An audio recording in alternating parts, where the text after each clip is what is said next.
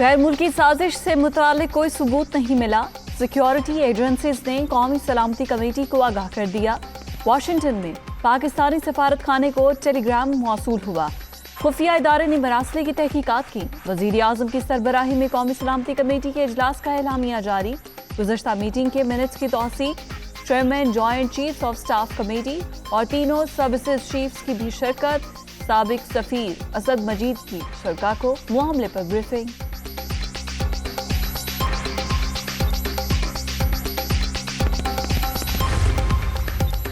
National security committee کے اعلامیے میں کوئی نئی بات نہیں، پچھلے اجلاس کی فائنڈنگ اور منٹس کی ہی توثیق کی گئی۔ ایسا ہی ہونا تھا، پھر اجلاس کا کیا فائدہ؟ وزیر اعظم نے اپنے لیے مزید مشکلات پیدا کر لی ہیں۔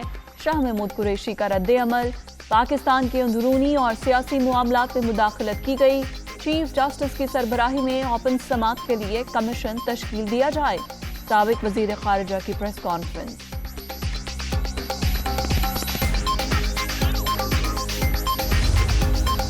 کیا یہ حقیقت نہیں کہ دھمکی آمیز مراسلہ دوسرے ملک میں متعین نمائندے کے پیغام پر مشتمل ہے؟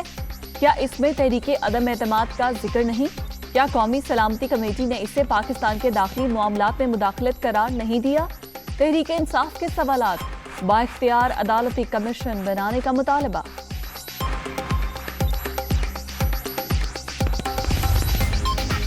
ابھی تو 5 سے 10% سچ سامنے آیا ہے، باطل مٹ کر ہی رہے گا۔ ریاست مدینہ کے نام پر معاشرے سے زیادتی کی گئی، عمران خان کو عبرت کا نشان بنانا چاہیے، نواز شریف کا رد عمل۔ خود ٹیلی گرام پڑھا ہے، سازش کی کوئی شواہد موجود نہیں۔ ڈونلڈ ڈو سے ہونے والی ملاقات ڈیلیگیشن لیول ٹاک نہیں تھی، معاملے پر اسد مجید کی وضاحت ضروری تھی۔ وزیر مملکت برائے خارجہ امور ہنا ربانی گھر کی دنیا کا عمران خان کے ساتھ میں گفتگو۔ اور بیرونی سازش کی باتیں محض ڈرامہ، سابق دور میں نیب کو مخالفین کے لیے استعمال کیا گیا، نام ECM میں ڈال کر نکالا ہی نہیں جاتا، اب حکومت ثبوت نہیں لاتی تو 120 روز بعد نام فہرست سے نکل جائے گا، کسی کے خلاف انکوائری کے بغیر مقدمہ درج نہیں ہوگا، وزیر داخلہ رانا ثناء اللہ کا اعلان۔